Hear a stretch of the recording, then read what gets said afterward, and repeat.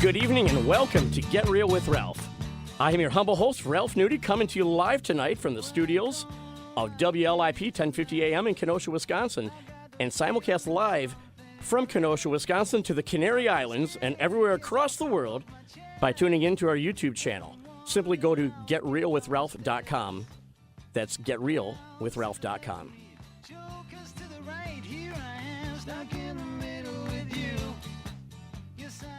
You ever feel stuck in the middle? So here I am doing this live for the first time.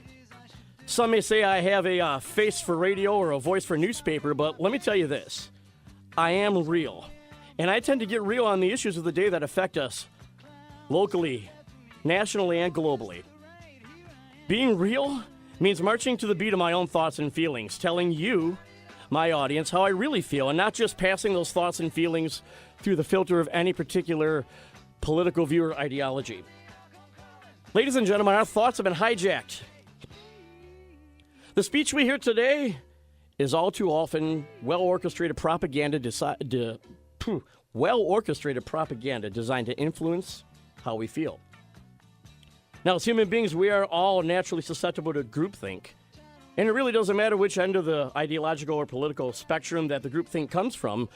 When we fall into it and we stop thinking for ourselves, we become moldable. We become cattle. And the battle for our hearts and minds that has been going on since before the Dark Ages wages on.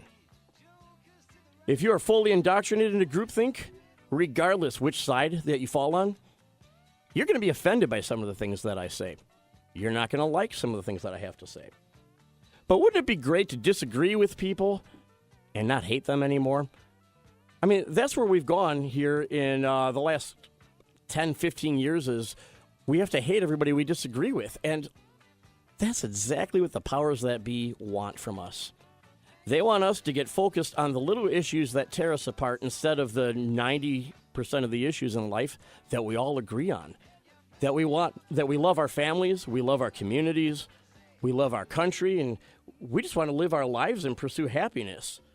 So if we can start to disagree with each other, but not dislike one another, hate one another, we're going to be a lot better off. Because hate is needed in order to control thoughts and minds. Well, I reject that thought, and I reject the notion that I have to accept one set of beliefs to completely fit in. So I want to bring you love. I want to bring you the truth, and I want you to take a break this evening for a couple of hours while we all talk, think, laugh together. I want you to take a break and be entertained, and I want you to get as real with me as I promised to get with you. So let's get real.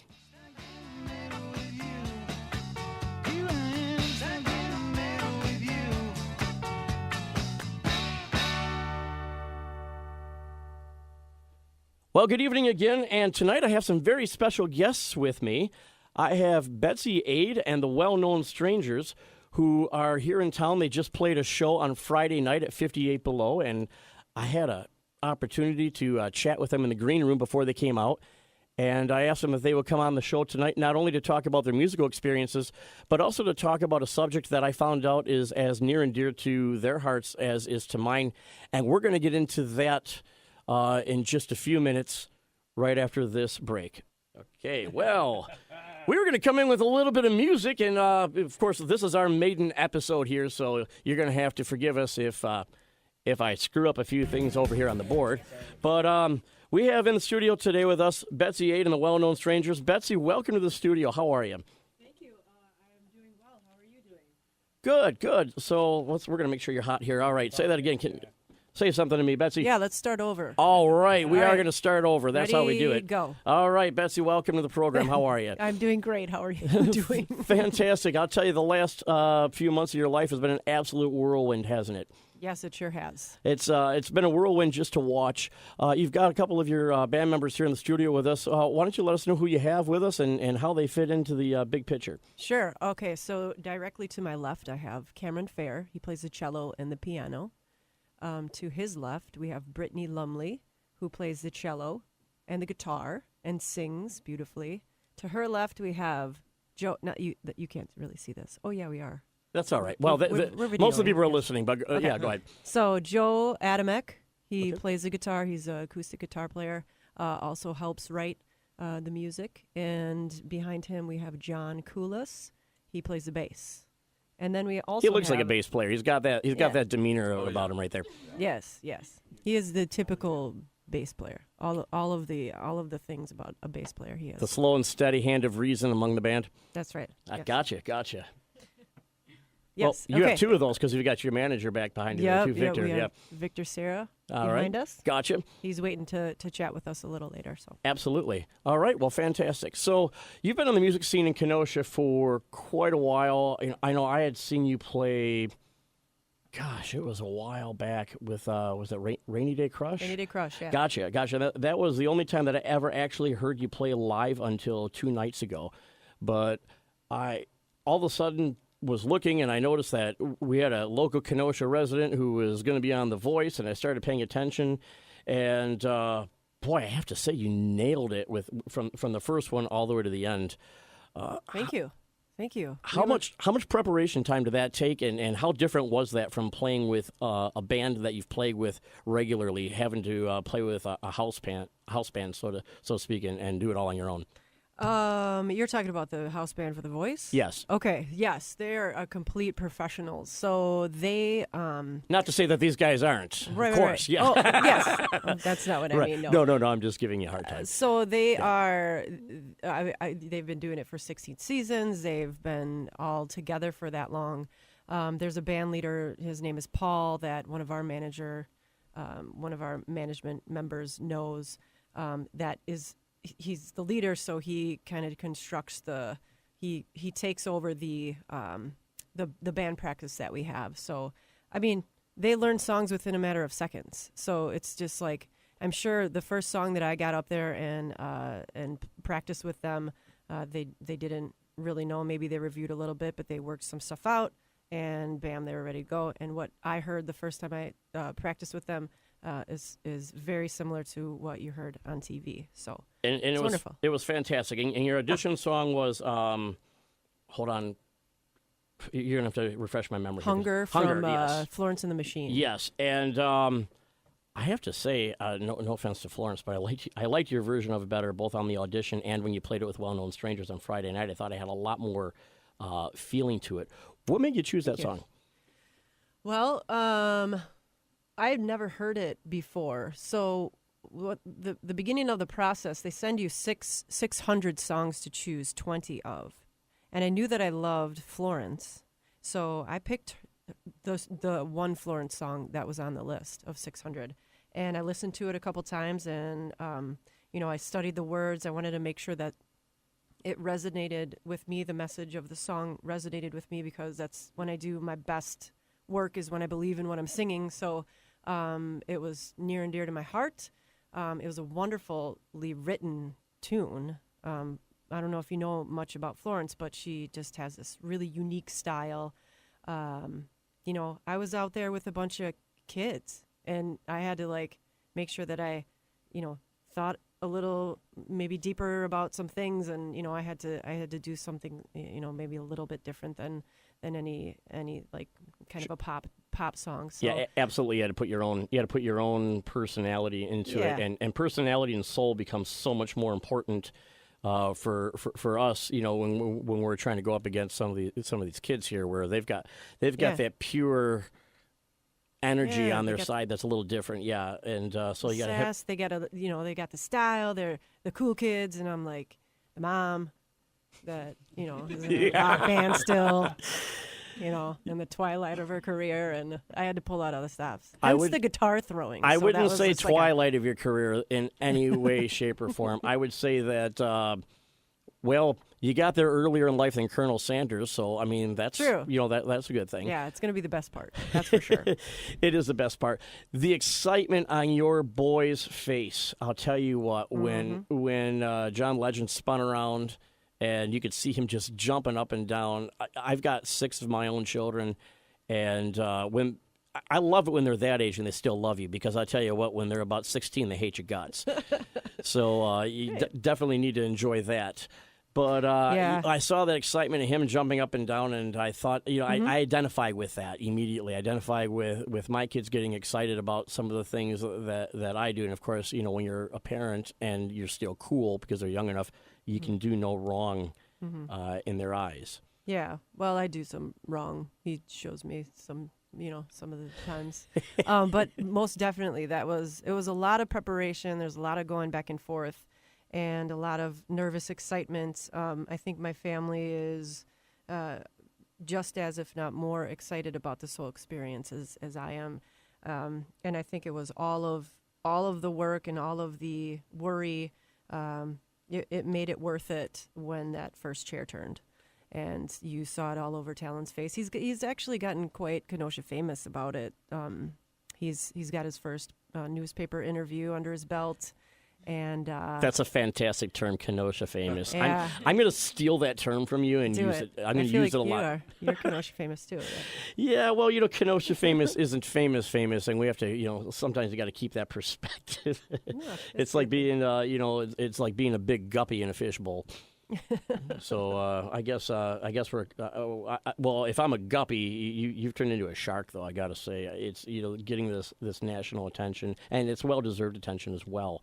Thank you. So you jump in, and here you are singing with a very professional house band, but that's got to be a lot like Tom Brady playing on the All-Star team as opposed to playing on the Patriots, because you don't have your go-to person that they're gonna.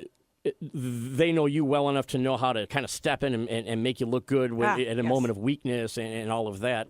So was that like walking on a high wire without safety ropes, or what was that like? I mean, it was wonderful. It was I just kind of had when you go out there and you audition, like from the beginning of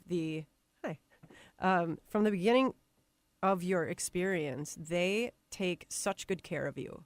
And so I really wasn't, I mean, they make sure that you are prepared for that 2.5 minutes or 3 minute song that you are going to be performing for on national TV. They know the pressure that you're feeling. And so they rally the troops. They make sure that you are both taken care of as far as like what you need to prepare for. They keep you updated on like the scheduling. We got to schedule every day. They give you a great vocal coach. They make sure they give you advice as to how to take care of your voice, and they encourage you to rest and everything. So, I mean, it was wonderful. It wasn't like every single contestant that was on that show was taken care of, just like they would, in my opinion, would take care of any other person who's performing professionally. How about the behind-the-scenes drama with all the kiddies? Were they? Did you find it to be amusing? Well, the first few times that I went out there, I tried to keep to myself a little bit, just because I remember how I was a little when I was younger, and I got involved, and like I wanted to know about everybody and who is doing this and who is, I wanted to know about the rules and whatever. I kept to myself. I made sure that I did all of that I needed to do to prepare, and but the last few times I went out, it was a little less pressure. Like the last time for the finale, sure, there was very little pressure, and it was like performing with my band. It was like, yeah, I got some people to play around with. It was really good. It was cool, and it ended up being a really good thing for the Well-Known Strangers, because now they've got a front person that's going to follow and hear all this amazing music that you guys have written together that a lot of people wouldn't have been exposed to had the voice not exposed you to the rest of the world. Mm-hmm. I'd love to hear from your bandmates. How did that feel watching Betsy kind of make that milestone, and how did that reflect back on all of you? We, from the get-go, the whole process took quite a while, like almost a year. Yeah. Was it? The very first audition in Chicago. In Chicago, yeah, and you were there with me. Yeah, I got a chance to actually perform with her, and the minute we heard that she was going to keep moving on, all of us are excited. I mean, all of us were ready to put down our instruments as far as Well-Known Strangers go for the rest of our life if it meant success for her. So we were sitting back doing as much as we could to cheer her on and super excited to see what she was doing. And then as things kept going, we're like, okay, let's maybe start practicing a little bit and get ready for her to come back. And after this is done, this could be really, really big for us. But we've had a great run so far, and now we're looking forward to an amazing run this year and going into next year. Well, you guys really have the songwriting down first and foremost, and your songs have a lot of soul, a lot of passion in them. Every single one of them I've listened to, and I've spent a lot more time lately listening to them than before. Before I kind of casually heard them, but obviously once I saw what was going on here, I wanted to know more, and I can see some chemistry, and I saw that live between all of you on Friday night. That was just incredible. That acoustic set that you pulled away from and went and sat on the bar. Yeah. That was something special. That really was. Yeah, that was kind of something that we were really nervous about, and we weren't sure that it was going to work. And the closer it got to the day, I think the more nervous we got, because we did a rehearsal that Wednesday. We usually practice Wednesdays and Saturdays, sometimes Mondays, but so for our practice on Wednesday, we went to 58 Below and we tried it out, and there was maybe 20 people there. Yeah.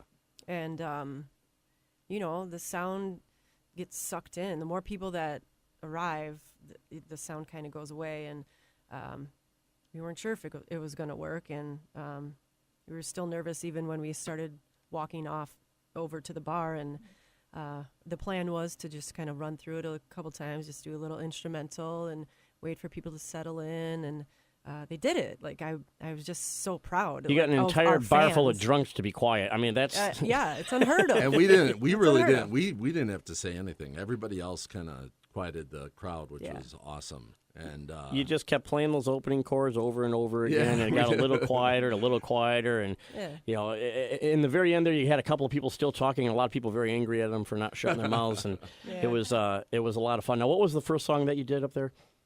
That was a Billie Eilish song called "Come Out and Play." Got it. Yeah. So that was. I think we got the most people to stop and listen to that. So it worked out great. I hope we can do it again. I'm not sure that we have to be careful, because everybody at that show was family members and very close friends and people who are. We're waiting to listen to us. They're just like hungry for a show from us. So I think that it allowed for a lot more freedom to experiment with things. But I'd like to, continue and try to do that again. I love when people do it, and I have a hard time asking people to not talk. I'm not a big advocate of like you can do what you want at an open establishment. And that's basically what you said. But what you said is, hey, you can talk if you want, but you're not going to be able to hear this. Yeah, and I thought that was a really good way of putting it. Yeah. But it just made the music so much more intimate. Yeah. It made it more. A lot of times you go to a bar, there's a band playing, you don't know who they are. Of course, everybody knew who you were this time because it was like coming home. Mm-hmm. But if you're playing in a new venue, I'm sure that's why you tried it at home first. And you just it's background noise. You're not paying attention until something like that happens. And I think that's going to play well in venues where the audience doesn't know you as well, because it forces them to really just stop and listen to the music for a moment. Yeah, yeah. Some of our best shows over the last 3 years have been our acoustic, like, storytellers shows, whether it was at Fusion or up in Barron. We played at the Barron Community Center there, where just you could hear a pin drop, and just people were listening to every note, every word. It's definitely not something we're really used to, because we're used to people talking, and so when it happens, we're like, okay, now I have to talk about something, because everybody's paying attention. And of course, you're going to talk about the music and your storytelling, and your music is amazing when it comes to telling stories. One of the songs that really drew me in, and I'm going to play it for the audience here in a minute, is "Don't Follow." And I saw the video for it when you went on The Voice, and I started Googling Betsy Ade, what's going on here? Who is this lady? What's her music like? And that was one of the first things that I saw was that video. As a matter of fact, I got that confused with voices when I was talking with your manager the other day as far as which video was which. But they're both pretty well put together. Yeah. But the story behind Don't Follow, what is the story behind it? You want to tell our audience a little bit about what it's about, and then I'd like them to hear a little bit of it. Yeah, I'd love to. I think I'm going to let Joe. He came up with the initial concept for the video, and I think even when we started writing the song, that was your idea, your concept for the song too. So yeah, go ahead. It was just a bad time in my life, and I guess the best way to say it was I felt like I was living a fake life almost. I had a lot of people that just felt good about our friendship and just felt good about me, but yet I felt like I was not who they thought I was, and I kind of wanted to push everybody away. So that was a period of my life where I just needed to kind of just have some distance and really find myself. So I brought the notes and some of the thoughts and words to Betsy, and then like she always does, if it starts that way, she takes it to a whole nother level, kind of grabs a hold of whatever it meant for me, and then she'll, like she just mentioned a minute ago or a few minutes ago, that it's so important for her to own the words and feel the words. So it's really great when she can take anything that I've written or any of us, and she just transforms it into something that means something for her.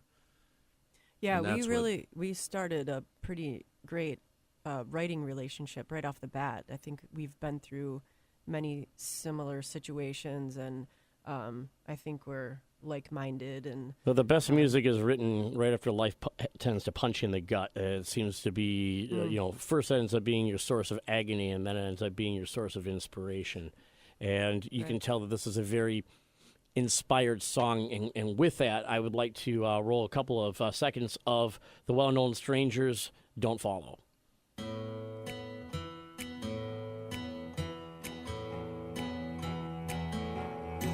Every time I take a step, I fall.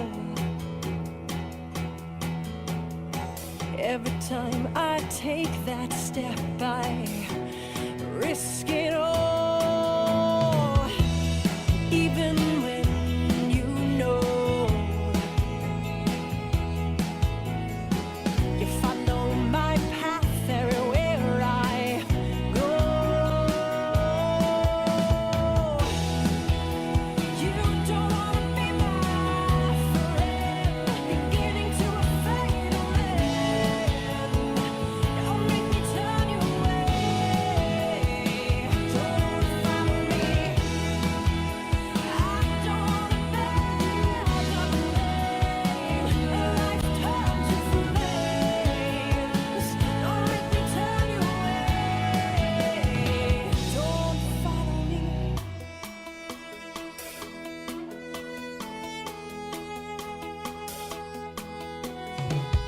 I used to hold my head so high, touch a soul the strangers passing by. Always looking to hear you're good enough,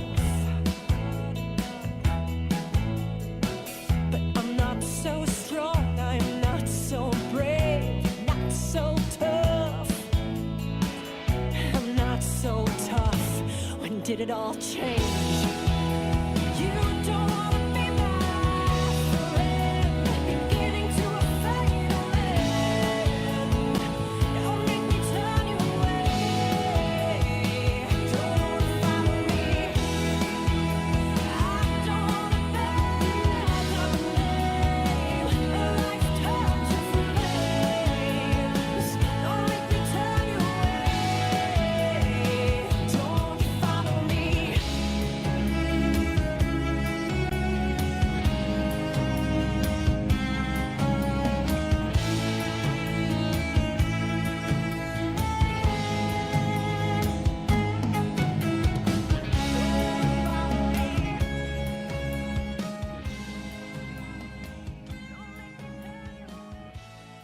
You're hearing a little bit of Don't Follow by the Well-Known Strangers, who I have here in my studio here on Get Real with Ralph.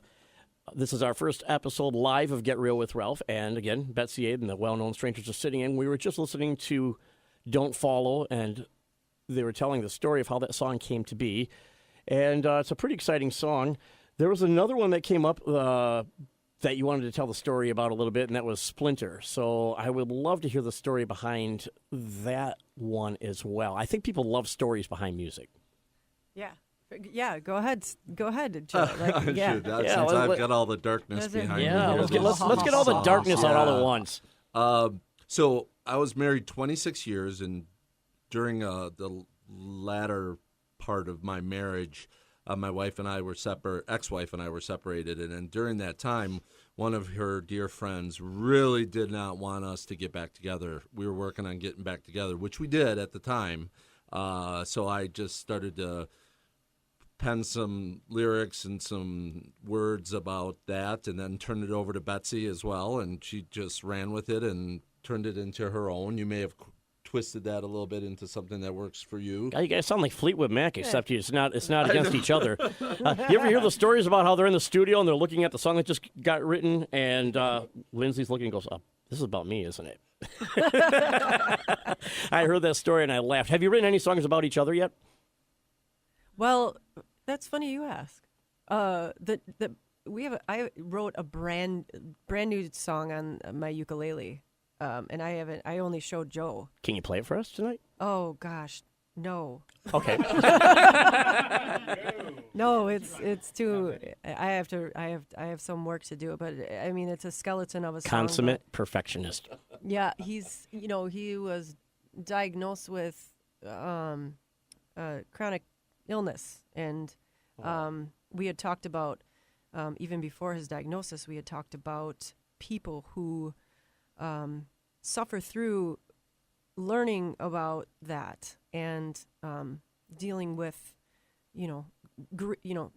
grieving and learning how to live with a diagnosis like that, or having somebody in their life that they're very close to having a diagnosis like that. And so that's a big deal, and it's very close to us. And so